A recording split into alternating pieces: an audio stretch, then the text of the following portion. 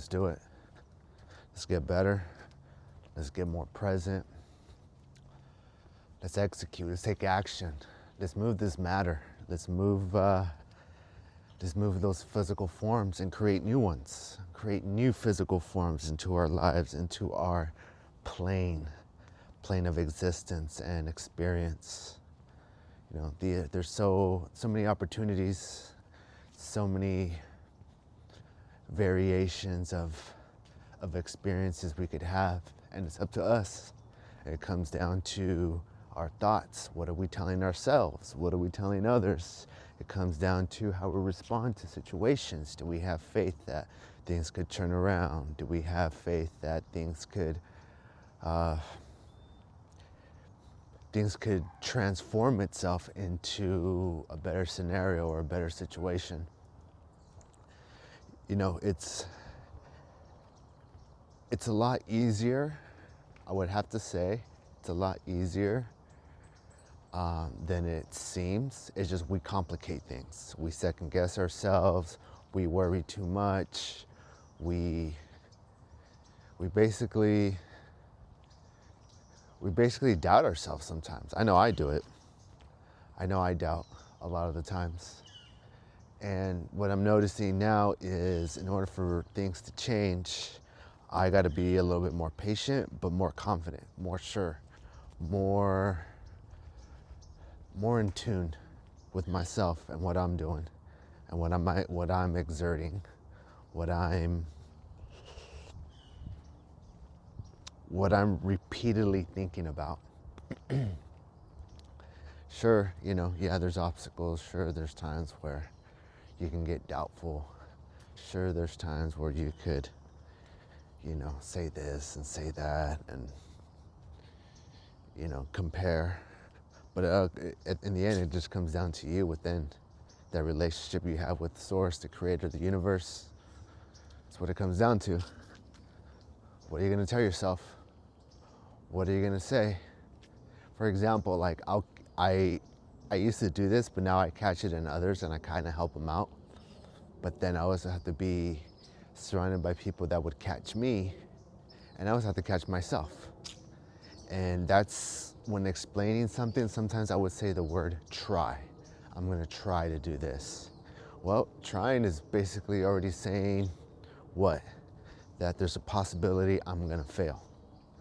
Or I'm allowing it to be more in tune in my path to manifest itself by saying the word try. It's like I'm already saying I'm not that sure. And we have to catch ourselves. I had to catch myself because I don't want to invite that type of mentality in. When champions are playing their finals game or their championship game, they're not saying, oh, we're gonna try to win. Their mindset is, we're gonna go out there and execute.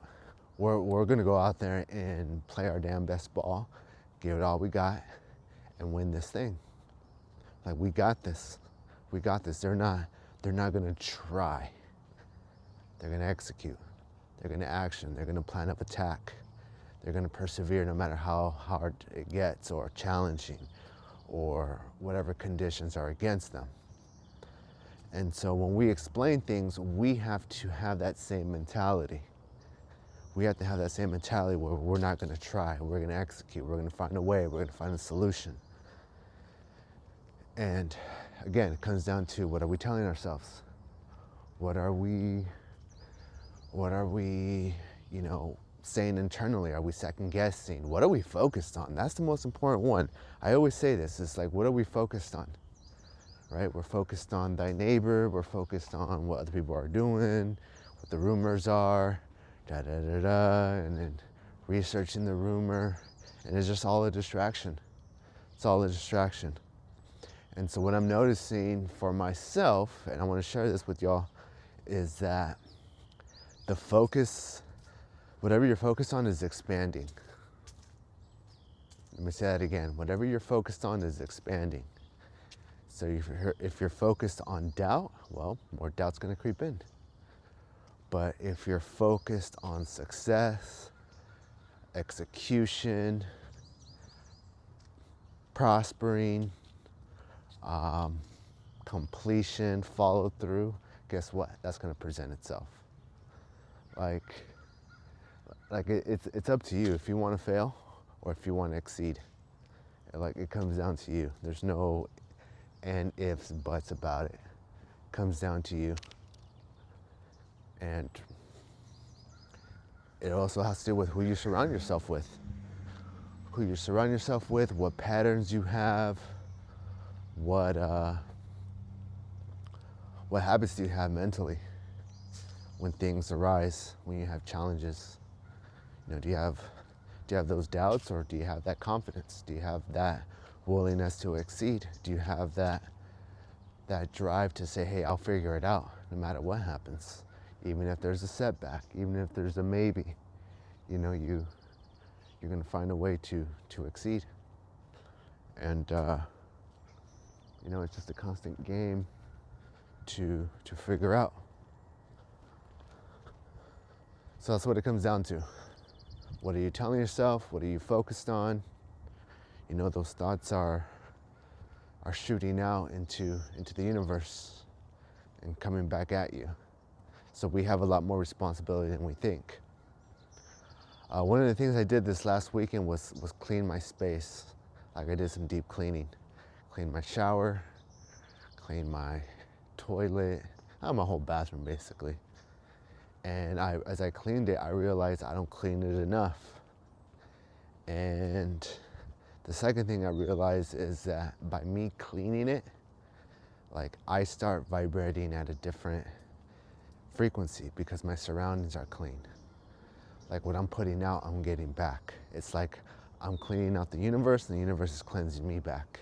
And I forgot about that because we get trapped in our ways and our expectations and our comforts and different priorities, and we forget about what we got to clean. And it felt pretty good. It felt really good doing some cleaning. Felt really good getting my surroundings in order, because what that does is gets me in order. It gets me aligned. It gets me in a higher state to execute in other areas, especially ones that are considered challenging. I get to execute. I get to move forward. I get to be better. I get to be more focused, because like the cleanliness surrounding me, like it gives me a direct, intense focus on what all I got to do and what I got to figure out and what I got to action on. And so, we have to take inventory of our things and realize that sometimes certain things that we own, we have lingering, they're affecting our thought patterns. They're affecting how we're perceiving things and people and all these things that are in our path, and we don't realize that. We forget about it. And it's constant work. It's constant work to go through the inventory, to basically say, hey, like this is not serving me. I got to change this. I got to sell this. I got to clean this. I got to take this in for repairs. And the list goes on and on. The list goes on and on. So, are we taking inventory of our stuff? Are we taking inventory of our stuff to say, hey, like this could be fixed. This could be removed. This could be sold. This no longer serves me. The energy of this thing, the vibration of this thing is holding me down, and it's basically, how should I say, not serving me, not in alignment. It's basically holding me back, because I'm unwilling to let it go. I'm unwilling to let it go, so it's holding me back. But if I let this go, the universe is going to be like, hey, here's this, now that you let this go. And that takes a lot of emotional work, because I've been in situations where I don't want to let certain things go. Like I have this sort of attachment to it that if I have it, it's going to help me with this. If I hold on to it and keep it, it's going to help me with that. But that's not true. That is not true at all. Like letting go is part of the magic, it's part of the faith, it's part of the optimism of saying, hey, if I let this go, the right thing will find me. The right thing will come its way. The right thing will present itself. Forget about that. We forget about that. I forget about that. But there's a magic in that. Why? Because everything is vibrating. Everything has a resonance. Everything has a purpose. Everything has some form of some form of tone to it that affects us. So, I mean, it goes for our thoughts, our habits. It goes for the belongings that we own and the things that we use, and if we're maintaining them, if we're putting some love into them, right? We want to receive this love and care and value, yet when it comes to the things that we use, that are under our possession, that's the universes, that's vibrating, what are we doing to that? What are we doing? You know, that's something we have to answer and really reflect on and say, hey, you know, I'm not utilizing this to its full potential. I'm not utilizing this the way I should, and I have high expectations, so I gotta turn around. So something to think about. Take inventory, you know, do some cleaning, clean that desk off, maybe some drawers, maybe donate some clothes before the year's end, maybe wash some things that haven't been washed in a while. You know, maybe some sheets, maybe some jackets. Man, I gotta tell you the story about this cool dude. Owns a dry cleaners. And I met him a long time ago. Because right next door, I used to get my hair cut from his dry cleaners. And one time, based off the car that I had, I basically locked my keys inside the car. And since I locked my keys inside the car, at that time I didn't have a spare.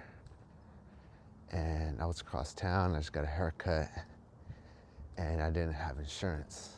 So irresponsible. I had insurance, but not the insurance that had the coverage for like the AAA and all that, for a tow service.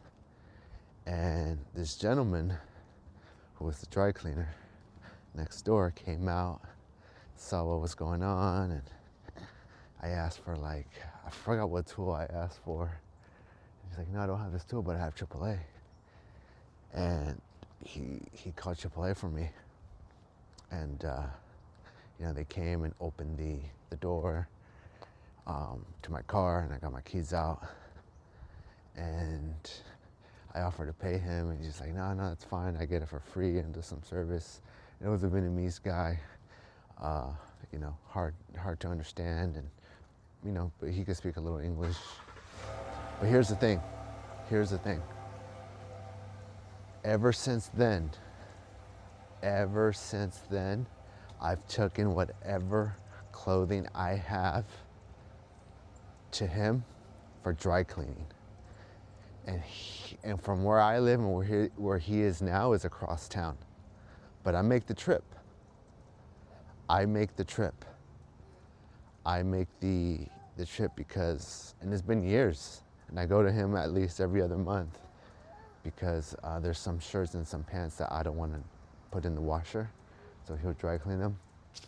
And basically, I take it to him, and it's just my form of saying, hey, thank you. That little gesture of helping me out, especially when I was irresponsible, I wasn't prepared, I wasn't in alignment with what I had to do and I had to have ready.